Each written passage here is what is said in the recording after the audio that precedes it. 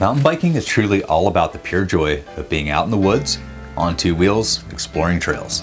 For me, it's brought a lot of happiness into my life ever since I was a kid.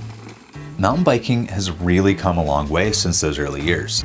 There's more access to great trails than ever before, and it certainly seems as if we've hit this kind of golden age with ever-evolving bike options that are more capable than ever. It's a different world these days, and the building wave of bike innovations seems to continuously swell with no crest in sight. But the latest and greatest isn't what defines our enjoyment. And you know what? I'll be the first to admit I sometimes get a little too lost in the luster of those new shiny parts.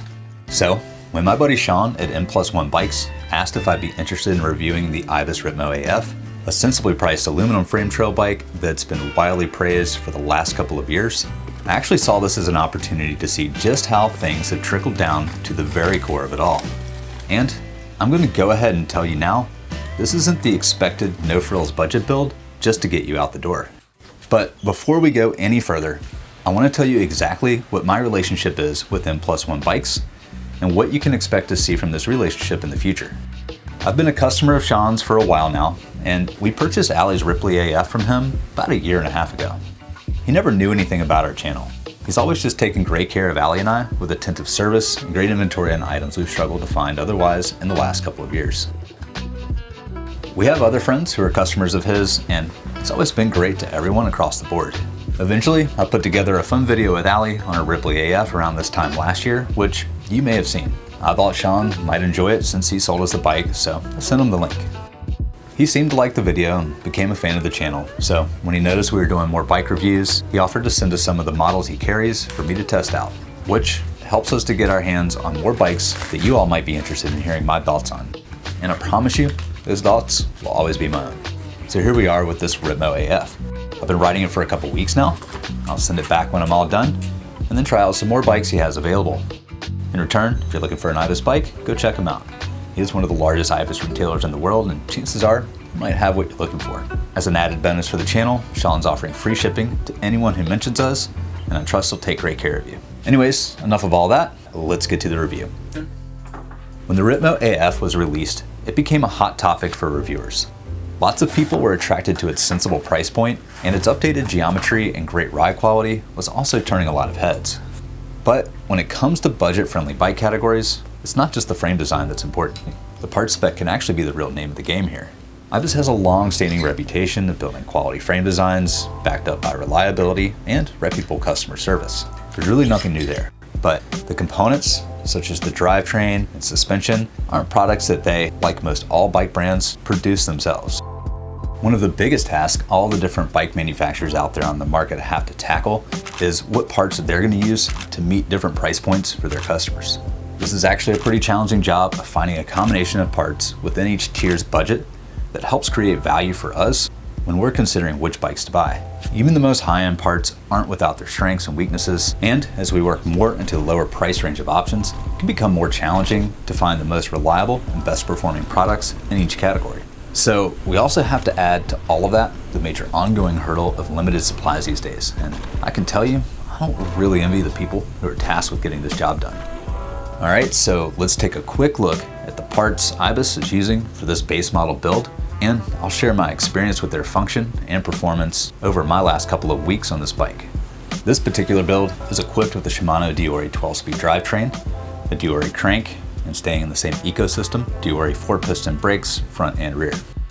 Ibis partnered with DVO on all of the Ripmo AF builds with the Onyx D1 fork and the Topaz T3 shock with an option to swap out for the Jade X if you prefer a coil shock instead. For the saddle, there's a WTB on a KS Rage Eye dropper, and for the cockpit they use an Ibis 780mm alloy handlebar, lizard skin charger grips, an Ibis 50mm stem, and a Cane Creek 40 headset.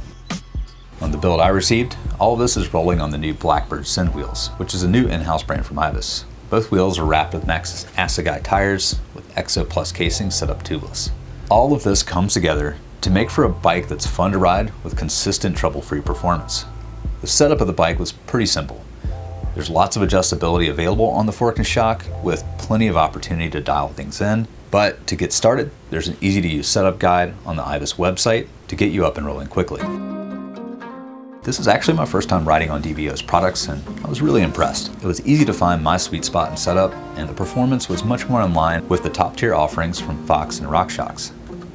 The Diori drivetrain performs remarkably well. It's got smooth and reliable shifting under pedaling force. The only penalty here that I could find is the added weight.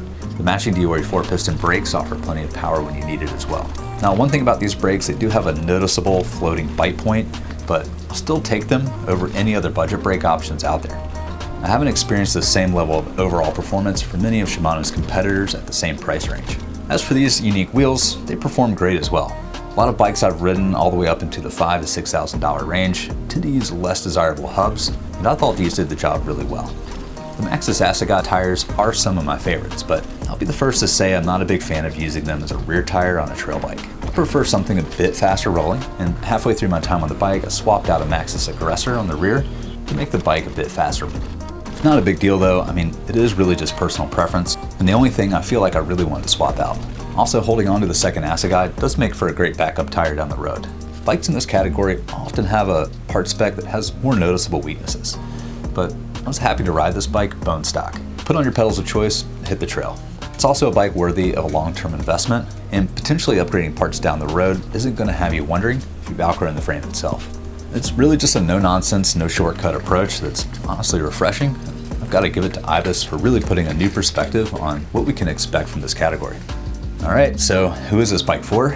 Well, it's an incredibly versatile trail bike that's just as home on long epic rides in the mountains as it is on a short local lunch lap. I have no hesitation at all taking it to the bike park. It can handle just about anything you want to throw at it, but at the same time, it's got a playful character. It makes more mild trails still fun to ride. It's not just a great bike for someone coming into the sport, it's a bike that even a seasoned rider can have a total blast riding. Its modern progressive geometry can tackle all sorts of terrain and handle very aggressive riding, but it's also not so long and slack that you'll be penalized for approaching this bike with a more relaxed attitude. The DW Link suspension design is known for its well-balanced feel and great climbing efficiency, but it still sits in that sweet spot of offering calm and controlled performance on the descents. While this bike is an incredible value, I feel like you could take costs out of the equation and still put this up against bikes at a much higher price point. The Ripmo AF bucks the trend, and there's no real glaring compromises here. So pricing does bring us to the elephant in the room, and I hate to be the bearer of bad news, but if you haven't already noticed, the price point on bikes in general have been steadily increasing over the last year, and recently, Ibis has had to make these increases as well.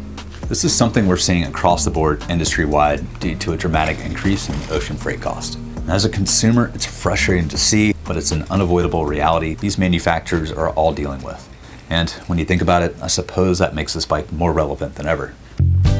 Well, that's all for today. I hope you found this video useful, or at least entertaining. If you've been sitting on the fence wondering if this bike's for you, and you like what I've had to say about it, I say give it a go. I'll put a link to Shaun's website in the description below so you can touch base to see what he currently has available. If you want to see more content like this, as always, hit that subscribe button. We'd love to have you join the channel.